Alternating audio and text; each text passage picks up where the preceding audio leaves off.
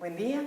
El profesor Mateo Manfredi es doctor en Historia por la Universidad del País Vasco y su trabajo se basa en la organización de archivos tanto fotográficos como audiovisuales, sobre temas sobre los que imparte clases aquí en la Universidad Andina Simón Bolívar. Pero su trabajo en el Ecuador no se restringe únicamente a la docencia, sino que él ha estado ya en el Ecuador desde hace varios años, ayudando en lo que fue el proyecto de inventario de patrimonio cultural que se hizo entre los años 2008 y 2009. Para preguntarle sobre su experticia en el tema de los archivos, le hemos pedido que nos acompañe hoy y queremos darle la bienvenida primero y luego iniciar preguntándole ¿cuál es el diagnóstico que tenemos en la actualidad de los archivos fotográficos y audiovisuales en el Ecuador, una vez que ha pasado prácticamente una década desde que se hizo el proyecto que inició con el registro de los archivos, en este caso fotográficos y audiovisuales en el país? Muy buenos días, es un gusto, un placer estar aquí en la Universidad Andina de Quito. Y bueno, para contestar a tu pregunta, te puedo decir que hemos realizado un censo de todos los archivos históricos del país y concretamente pudimos dar a conocer los resultados de este censo en el año 2015, en noviembre de 2015. Y fue una experiencia muy importante porque llevó a conocer el real estado de cómo se encuentran los archivos históricos. Y dentro de estos archivos históricos tenemos todo tipo de archivos eclesiásticos, patrimoniales, notariales y por supuesto también fotográficos y audiovisuales. El estado es bastante crítico, es decir,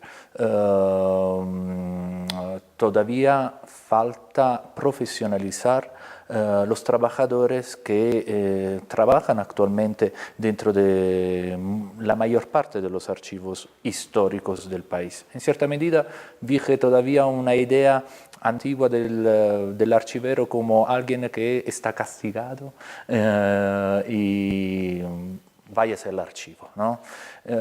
Es una idea vieja, antigua, en realidad la profesión del archivero está reconocida, y es más, la archivística está reconocida como ciencia académica internacionalmente.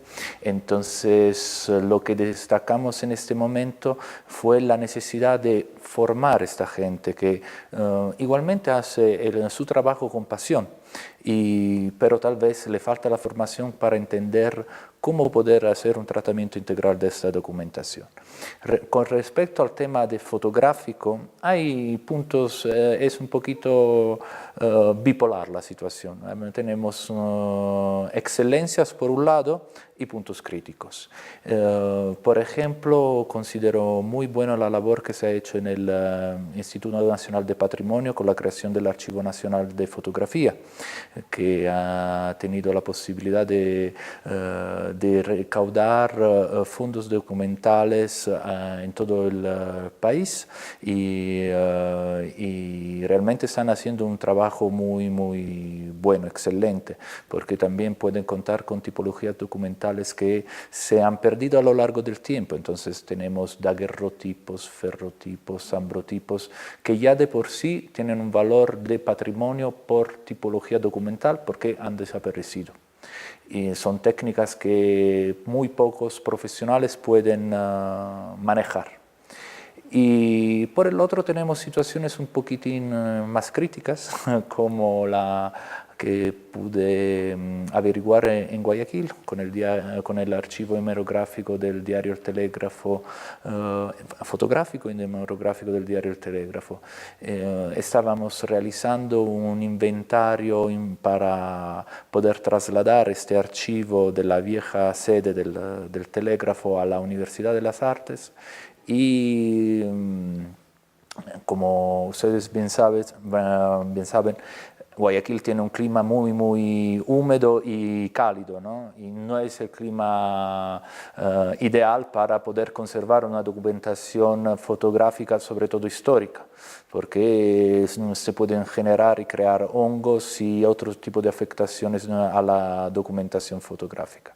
Estábamos trabajando muy bien en ello, pero lamentablemente todo el país fue sacudido por el terremoto y desde entonces la verdad no sé cómo ha terminado este tema. Lo que sé es que tal como estaba el archivo fotográfico por aquel entonces no cumplía ningún requerimiento para la conservación del archivo. Entonces aprovecho para hacer un llamado y que es una parte importante del patrimonio fotográfico ecuatoriano que precisa una intervención urgente si no se ha trabajado desde más de un año, imagino, porque ya se cumple un año desde el terremoto. Partiendo precisamente de este diagnóstico, la Universidad Andina se preocupó por hacer cursos de especialización y maestría en archivística que han formado a varias personas profesionalmente en este tema, a pesar de que esas ya laboran en el área de la archivística. ¿Qué es lo que en estos cursos se ha logrado hacer ya y qué es lo que está todavía pendiente por hacer en cuanto a profesionalización archivística? Bueno, la labor que se ha desarrollado aquí en la Universidad Andina es realmente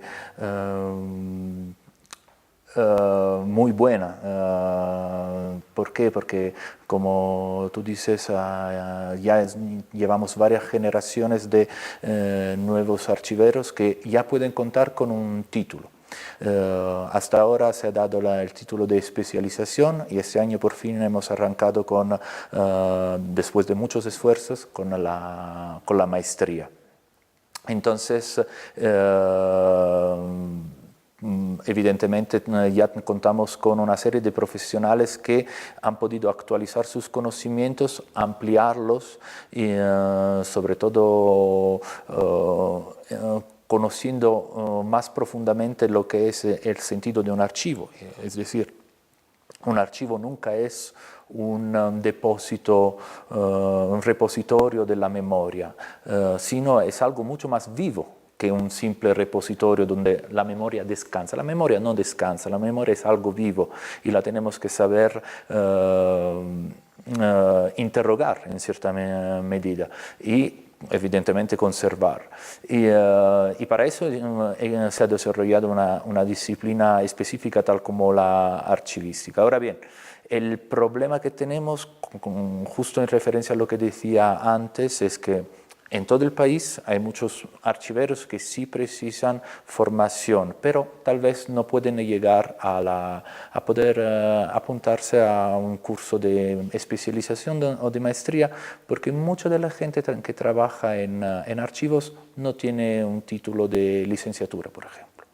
Entonces, lo que considero muy útil para el país es que para los que ya trabajan, pero que no tienen un título para poder acceder a la maestría, sería interesante poderles favorecer cursos de formación profesional, por lo menos para saber qué es un cuadro de clasificación documental, cómo se aplican las normativas internacionales ISO de calidad o, por ejemplo, la normativa internacional de descripción documental de la ISAG.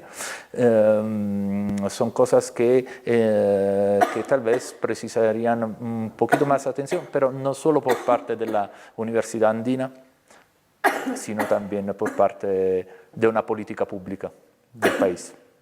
Profesor, querríamos saber cuál es la diferencia que puede uno encontrar entre, digamos, la administración de un archivo general, digamos, documental, y la administración de estos otros tipos de archivos, de documentos que podríamos considerar más modernos, claro, que son los archivos fotográficos o los archivos audiovisuales. Claro. Bueno, la diferencia está principalmente en las características mismas de la documentación, ¿no? Una primera diferencia esencial, porque en línea general podemos demarcar el hecho que tenemos archivos de documentos textuales, que serían los tradicionales, y podemos llamar archivos de documentos no textuales todo lo que conlleva archivos fotográficos, audiovisuales, gráficos, de dibujo arquitectónico, por ejemplo. Entonces ya tenemos una diferencia en la tipología, porque todo tipo de documento es un soporte que conlleva una información, pero evidentemente estamos hablando de lenguajes completamente diferentes, el lenguaje textual, el lenguaje de la imagen fija, si es una imagen fija, si es una imagen en movimiento, si es una imagen audiovisual, entonces tener también el sonido, entonces son lenguajes diferentes y frente a un problema de comunicación entre evidentemente el emisor del mensaje y el receptor del mensaje. Entonces ya tenemos un problema de tipología documental, por un lado. Por el otro, los documentos de archivos administrativos siguen un proceso que determina la seriación de la producción documental, ¿no? En cambio, quieras que sí, quieras que no, la documentación fotográfica, audiovisual o también de grabados, incisiones, estampas, son objetos que tienen un valor comercial. Entonces, teniendo un valor comercial, pueden ser sometidos a procesos de compra, de venta, y no siempre se puede respetar el orden originario, a veces. El patrimonio fotográfico en general, aquí en Ecuador como en cualquier otro país, puede estar conservado en archivos, sí es verdad, pero museos, bibliotecas, hemerotecas, centros de documentación. Entonces, cada una de estas instituciones conservará este tipo de documentación según sus propios fines. Nosotros como archiveros siempre estamos preocupados por el principio de orden originario, ¿no? Del principio de procedencia, para poder tener la documentación con cuanta más información originaria del contexto de producción. No nos interesa la fotografía tan solo como imagen, sino como documento complejo en toda su estructura, porque cualquier otro elemento que caracteriza la estructura de un documento fotográfico, bien sea un documento antiguo como un daguerrotipo o una fotografía digital con sus propios metadatos, añade información a lo que es la simple información visual. Entonces, eso nos obliga a desarrollar metodologías específicas que se diferencian de la típica serie de conservación de archivos administrativos. Precisamente pensando en ese tema, nos gustaría preguntarle ya para cerrar la entrevista, ¿cuál es el sentido que tiene la archivística para el registro de nuestra historia y para mantener esa memoria viva de la que usted hablaba hace unos momentos? Bueno, la archivística nos favorece todas las herramientas para poder tener una memoria viva, porque los archivos nunca han de ser lugares cerrados, sino se tienen que abrir a la sociedad. Se tienen que abrir a la sociedad al igual que un museo. Entonces, el usuario del archivo no es tan solo el archivero que trabaja o el administrativo que necesita un expediente. Cuando hablamos de patrimonio documental estamos hablando evidentemente de documentación histórica y la historia tiene que estar al alcance de todo ciudadano. Todo ciudadano tiene derecho a llegar a la información, a crearse una conciencia propia de la historia de su propio país y no solo, evidentemente.